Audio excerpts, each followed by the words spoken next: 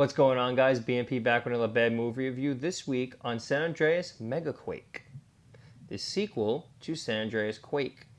And you find out right off the bat that this movie is a sequel because they're still reeling from the effects of the first movie's events. Death and destruction in the streets of Los Angeles today as the recovery from the San Andreas Quake is ongoing. So the movie follows John.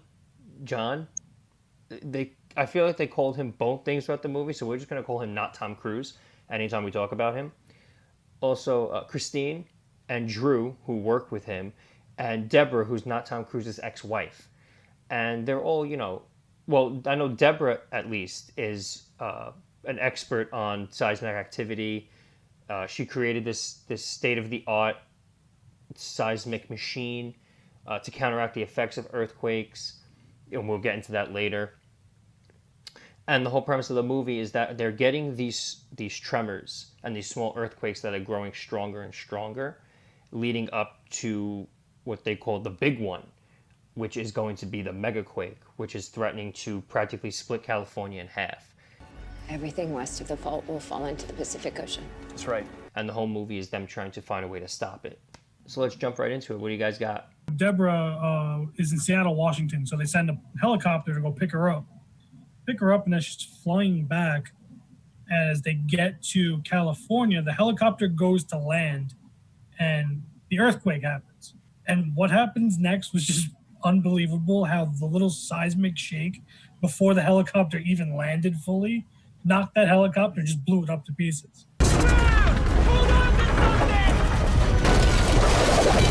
Yeah, it almost seemed like the earthquake was affecting the helicopter while it was still in the air. It was exactly. Which makes no sense. It was like 3 feet from the ground. Like, even if you had a rough landing from that height, I mean, it shouldn't do what it did. That's what I was saying. But it turned that whole thing into scrap metal. And little pieces like here and some there, but there was no sign of anything else of that helicopter. Almost like people strategically placed these fake helicopter parts around to resemble a crash. Right, I which wonder who would have done that. which actually gets right into my next point, because then the pilot we find under a piece of metal just stuck there, and she's like, "Oh, I'll help you."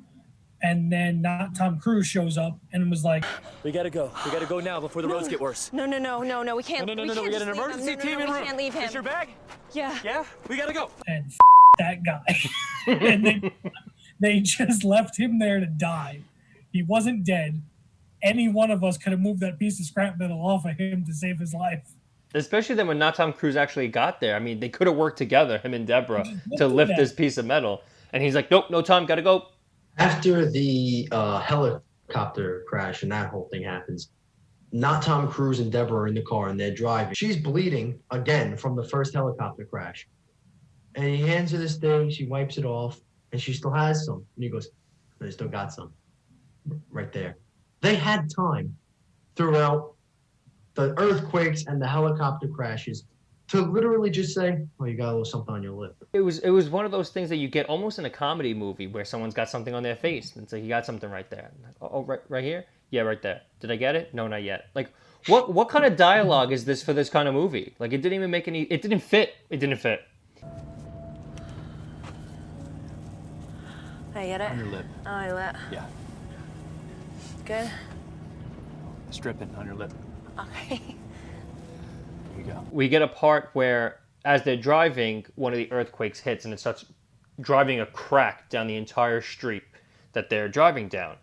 And not Tom Cruise is doing a good job avoiding the traffic that's around him. And eventually his truck spins out and a giant, I want to say like an oil tanker rig, screeches right in front of them, but doesn't hit them. They're safe.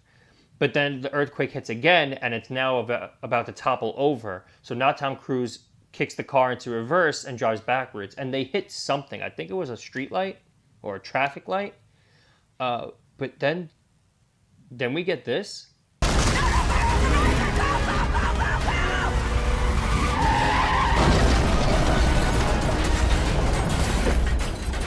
And that just didn't make any... Like, why? Why are you being so dramatic about what you just hit? Like they flew down a mountain. And that's not the last time we see dramatic reactions like that. because we do meet Ingrid, who is not Tom Cruise and Deborah's daughter, and she's part of the army, and she's in L.A., which was the worst hit location from the events of the first movie, and she's there doing disaster relief. She's getting out people that are still trapped, but we find out that her whole unit left her, or everyone for that matter abandoned her in LA, and she ends up spending the whole movie in this one building trying to get out this one civilian that she heard calling for help. And while she's in the building, another earthquake hits and she topples over, and I'm pretty sure she passed out too. This is the most fragile family I've ever seen in my life. They're in the, I think, the research lab and whatever, and they're getting the computer onto the USB drive. So she puts it on the drive, gives it to him to put in I guess the bigger monitor. Yeah. And all of a sudden, I don't have the map. And where did it go? Let's see. None of us know where it actually went, because you put it on the hard drive, handed it over, and it was gone.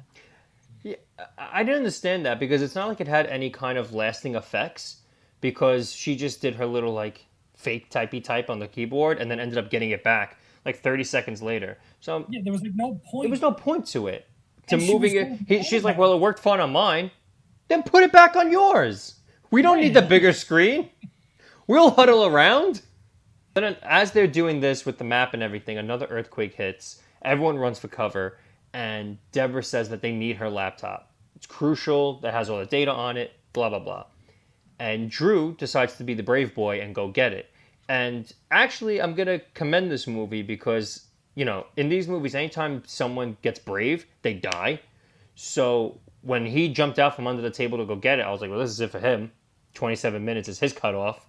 And then he gets bonked. Oh my God, the computer! If we lose it, we'll never find the center! I mean, that thing just right in bonk. That's it.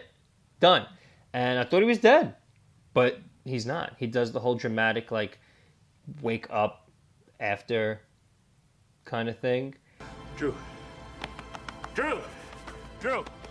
Hey. Oh, thank God. And believe it or not, that's not the last time we get that with him in this movie. So they come up with a plan to stop the megaquake before it actually hits. They're going to use Deborah's seismic thing machine.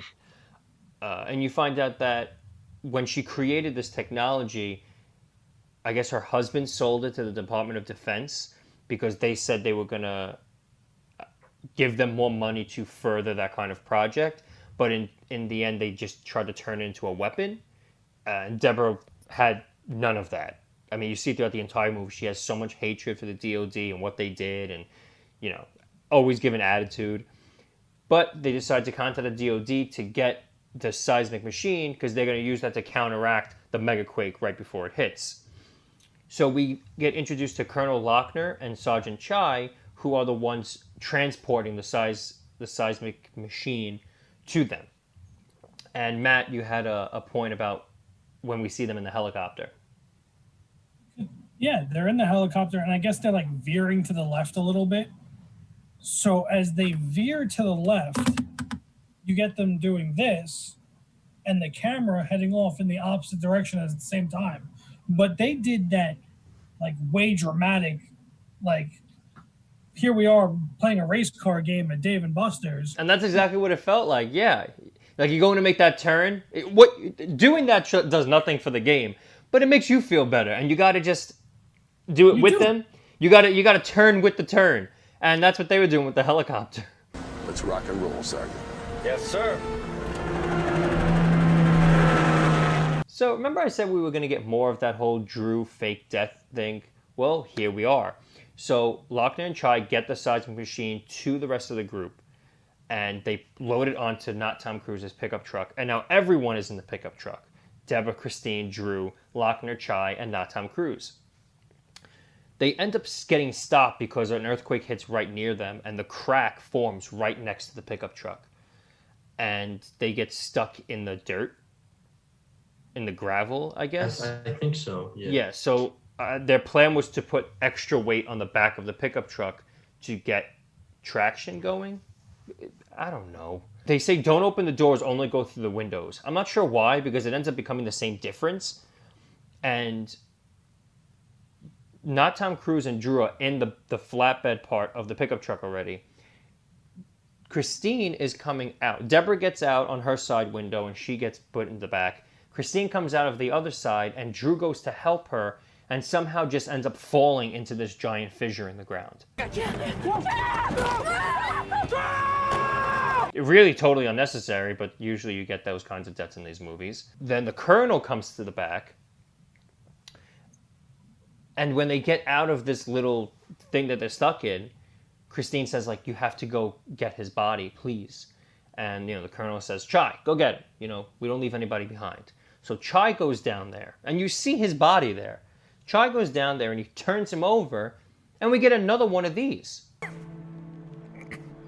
You all right, soldier? I feel about as good as I look. Okay, come on. These not actually dead, dramatic, open eye moments.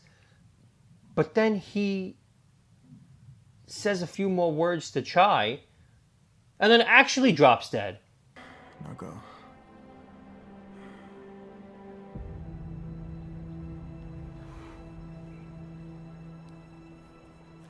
So what was with the fake out? Twice. Why? Why? I've actually never seen that in a movie before. I actually thought it was going to become a running joke of this movie where, like, you just think he dies, like, 6 different times. After that whole scene, they get further down the road, and they're looking at the laptop and everything, and they find out that they have 4 hours left before the MegaQuake hits where they are. And she's like... We only have 4 hours. And here it is. My favorite dialogue is this moment right here.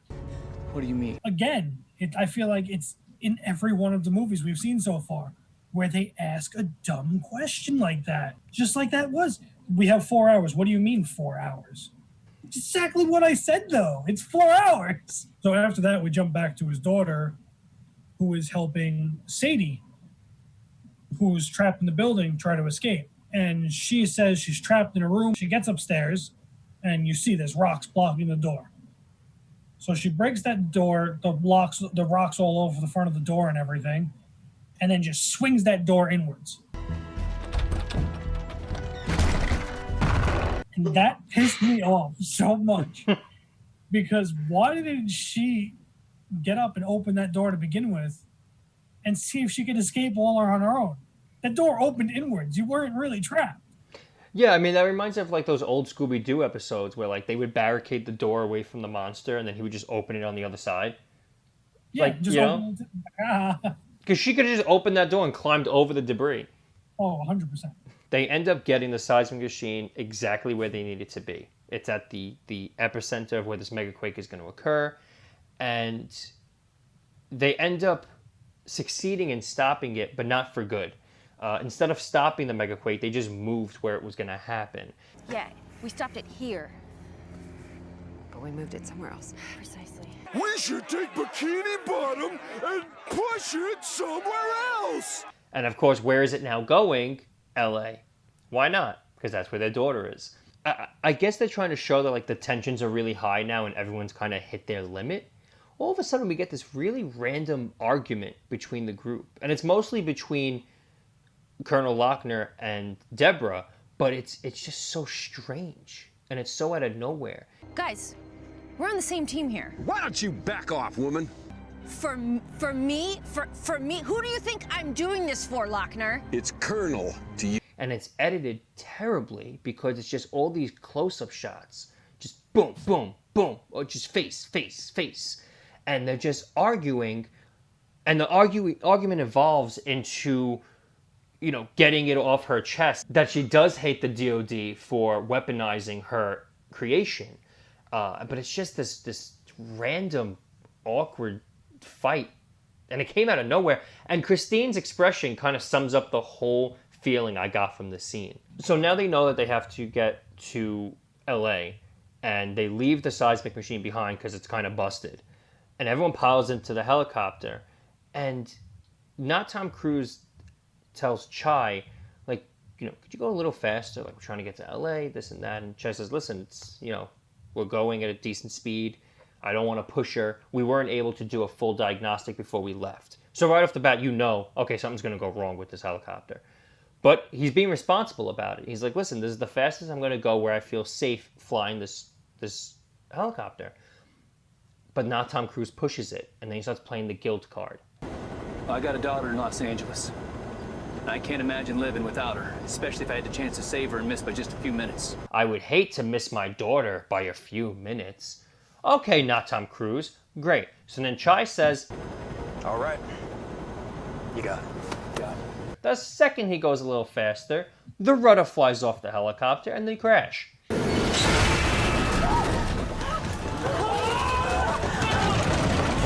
I told you we shouldn't speed things up! But it's fine, because it's not like anybody got seriously hurt from a giant helicopter crash. They all get out, and Colonel Lochner goes, you think it's gonna take more than a bird going down for me to go away from my mission? How? That could have killed you. You would have been dead, in which you would have not been able to do your mission anymore. Doesn't make any sense.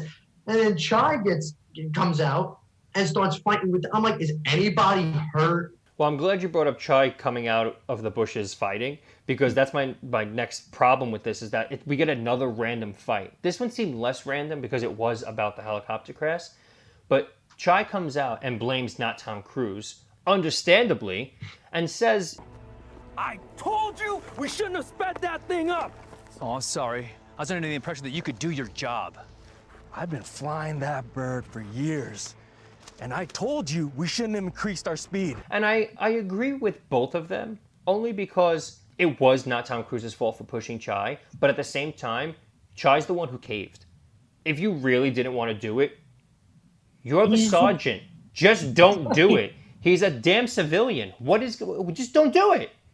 But no, you listened to him because his guilt trip worked. Then the helicopter went down and you blamed him. Like, yeah, okay, it was his fault, but it was also kind of yours too. But we do get another random fight where now not Tom Cruise wants to fist fight Chai. Lucky to get to LA so we can waste more time saving your daughter. What'd you say, you piece of shit? It just got ugly. The dialogue in this movie got ugly. And I feel like as the movie went on, it got worse and worse and worse. So now that they all survived this second helicopter crash, they find another vehicle, and now they're driving to the tar pits because that is their new plan. Because they don't have the seismic machine, they're going to put a bomb, a giant explosive, into the tar pits to pretty much activate their own volcano and use the molten lava to, I guess, fill the fissure and stop the MegaQuake in its tracks. So they're all standing along the edge of the tar pit with the explosive. And then all of a sudden, the ground caves in from another earthquake, and they all just right into the hole. Hey guys, is that what That was my whole point. I just really wanted to show that scene. After that whole ordeal, where they just fall onto the floor, we go back to Ingrid and Sadie, who are fixing up a helicopter because it's not working. And Ingrid opens up, where all the engine and all the parts are, and she's looking around on what to do, and she just goes, boop, punches it once, and all of a sudden everything starts up and running.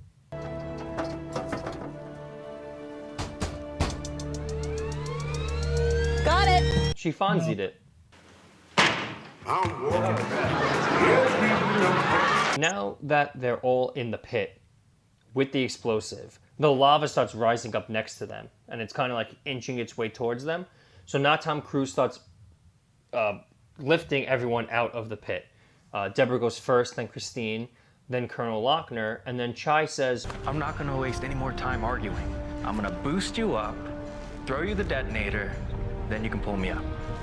Okay? So he's not really sacrificing himself. That's not his plan. But, of course, as not Tom Cruise gets up, Chai goes to throw the detonator, another tremor hits, and he just gets flung into the lava. Leaves the detonator on the ground. which then gets into the next point of not Tom Cruise deciding he has to jump back in the hole to save the day. Yeah, and I especially like that because that's why I brought up Chai, being selfless and telling not Tom Cruise to go first.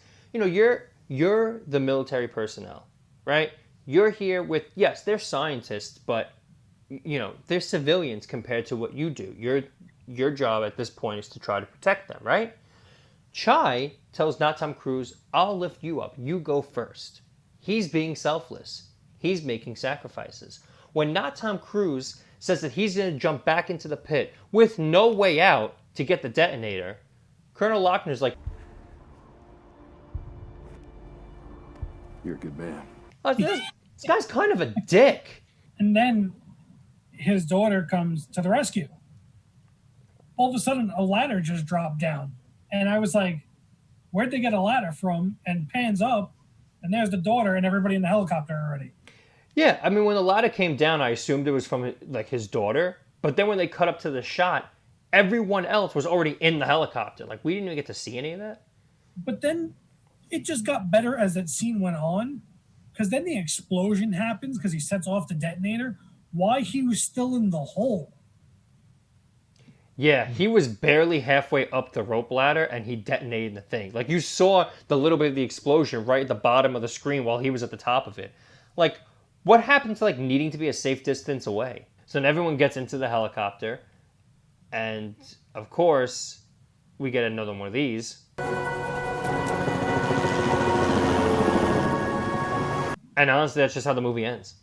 That's it. Yeah. They pan off my TV.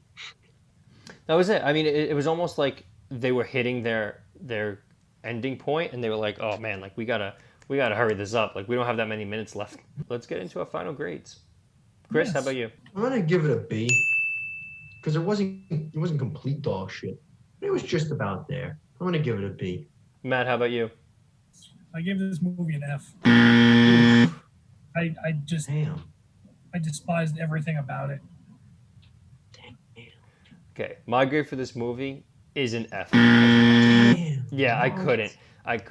And the dialogue, it was all the dialogue and these awkward moments between these characters. That's what did it for me. It had nothing to do with the random ass earthquakes or how unlucky they were.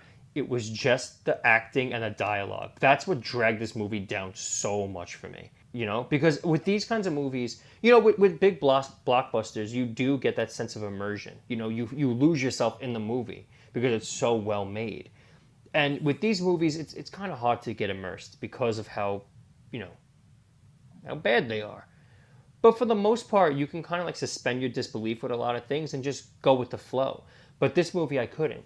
I just couldn't. Every time the bad acting came up or the really clunky, horrible dialogue came up, it just immediately took me out of the movie. Like I couldn't help but notice how bad these scenes were being portrayed. Like we get this clunky dialogue in the helicopter before not Tom Cruise makes Chai crash it.